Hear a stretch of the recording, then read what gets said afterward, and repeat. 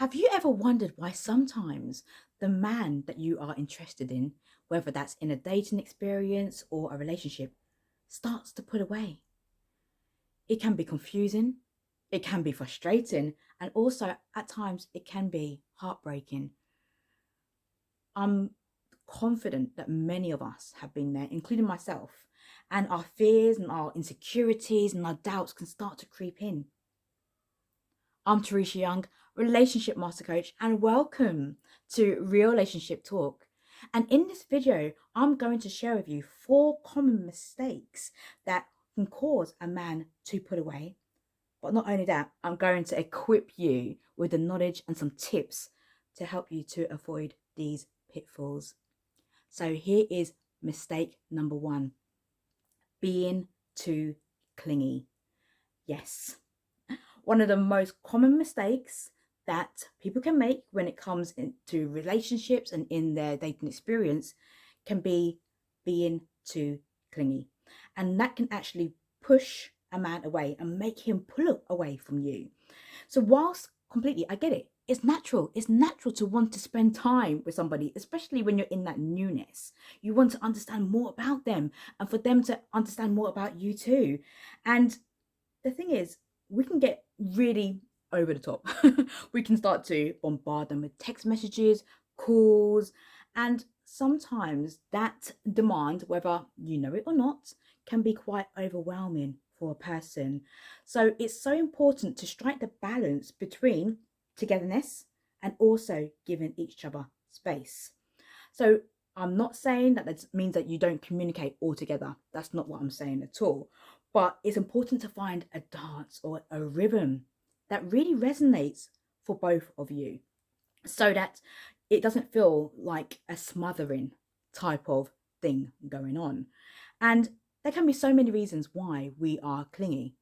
Some of that behavior can derive from our attachment styles. Now, an attachment style is an emotional bond that we have with somebody that normally stems from our upbringing, from when we was a child, from our parents and our caregivers, and it can really influence the way that we behave in our adult relationships. So if you have an attachment style that is anxious, you can become very needy in a relationship, and there's a difference between having needs and neediness there. So if you are constantly seeking reassurance and validation, that can actually push somebody away, especially if that person has an avoidant attachment style. They may start to feel a bit bombarded by the excessive clinginess and may want to have some space. So understanding your attachment style is so important. There's quizzes that you can find online in order for you to identify that and find ways to move forward. In actual fact, I have a video which is all about, is your clinginess sabotaging your relationship? And you can find that in the series of Relationship Talk, because I delve more deeply into clinginess, about how to express your needs and understanding what your needs are versus being needy. So definitely check that one out. Mistake number 2 is over analyzing everything. You know those scenarios when you're like, how comes they didn't respond to me as quickly as they used to? They're going to be quiet. Oh, look at the tone of that message. That was a bit short. I think most of us have been there when we start to overanalyze everything that is coming in. And we start to look at every detail of the connection, every detail of the relationship. And we can read too much into the communication. Sometimes we can read too much into somebody's body language. Sometimes we can read too much into the way in which they say it. Sometimes because we become so obsessed with it. So instead of dwelling on the fact that somebody might have missed your call, or that text message seemed a bit off, or their body language seemed a bit off, have an open conversation with that person. Because when we do that, we can avoid misunderstandings and stress and confusions, and we just have an opportunity to clarify what we're observing. There's a brilliant technique, which is a non-violent communication technique, where simply is a 4-step process. You look at what you have observed. I've noticed that your communication seems to be less frequent. So it's just a fact. What is the fact? It seems to be less frequent, and then you're going to have a history of why you used to communicate whatever. So you just pure facts, the observation. Then it is the feeling behind it. So how it makes you feel. I feel confused when I don't hear from you, or I feel worried.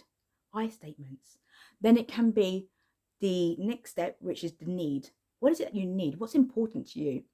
I would really appreciate if, and then you state the need.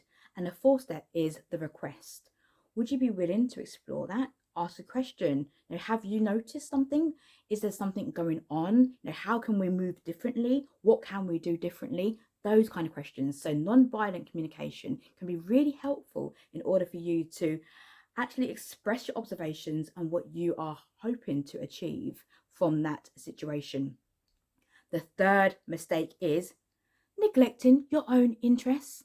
Yes, you want to spend time with somebody. Like I said before in the first mistake, sometimes we can just really want to spend time with that person. Absolutely get that, but not at the detriment of our own interests, not at the detriment of our hobbies, not at the detriment of our other relationships that we have, our friendships, our family, because that can actually make you seem less attractive to the person that you're dating or to your partner, because it's those kind of qualities, it's those kind of hobbies and interests that probably attracted them to you in the first place. So it's really important to honor those hobbies, those interests, those relationships, because it can help you to maintain your individuality in that relationship. It's so important. And there are so many benefits of actually maintaining your individuality. You keep to maintain your personal fulfillment. So things that we do outside of the relationship, our hobbies and our interests, generally make us feel happy. And happiness is an internal job, it's an inside job. It's not about having somebody else to make you feel happy. It's about how you feel in that happiness. And remembering that somebody is there, your partner or the date, to complement your life, not to complete you, because you are already whole. So try to avoid them becoming your entire world and still having your hobbies. Now, pursuing your passions and keeping up with your passions is super important. And in actual fact, my previous video just in this series was all about 5 key traits that make you irresistible to a date or partner. And I delve into how important it is to embrace your passions, because that can make you so irresistible to your date or your partner. So do check that one out too. There's lots of tips in that video. So that's one of the benefits of having your individuality. But then also you have your independence and interdependence. And what does that mean? So when you can still have your independence, then that can be so much more interesting to your partner too. It helps you to feel secure in the relationship. It helps you to feel secure in yourself. It allows you to keep working on the things that make you strong, those things that are highly attractive, your qualities. It gives you a chance to nurture those things. Having that independence is good for your personal growth. And then you can come together, which is the interdependence. You can then start to think about how you can strengthen your bond by 2 whole people coming together as confident individuals. So having your independence can actually boost interdependence, because you have your self-esteem and you have your confidence.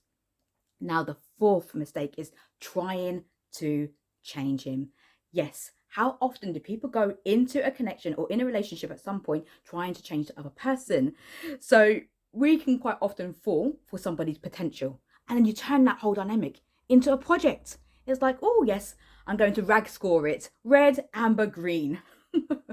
It's not a project. It's really important to accept somebody for who they are, where they are right now, because that person may never change.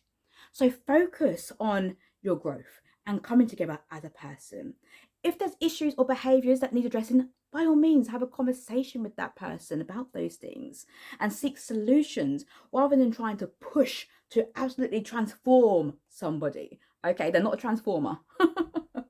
Okay, so it's remembering that love and acceptance can go a long way to building a strong and lasting connection. I would absolutely love to hear your thoughts on that, because those are the 4 common mistakes that people can make that can push somebody away, make a man pull away. But also, I've given you some tips to be able to avoid those pitfalls. So I'm super curious. I would love to know which one of those behaviors and mistakes resonate with you, and how will you do things differently going forward? Please let me know. Drop a comment in the comment section below. And remember that these are general guides and general tips that I'm sharing with you. Each relationship and each connection is going to be different. These are things that can help you to move forward and progress so that you get to build that connection and build that bond with another person. And if you're thinking, I love these tips, I'm familiar with these mistakes, there's actually a few more mistakes that I think I'm making, then you may want to book in a call with me and I can talk to you on a one-to-one basis. You can visit my website, www.tereshayoung.com, or you can DM me. I'm across most major social media platforms as Teresha Young. Drop me a DM and I can see if and how I can help you. Until the next video, take great care of yourself and others too.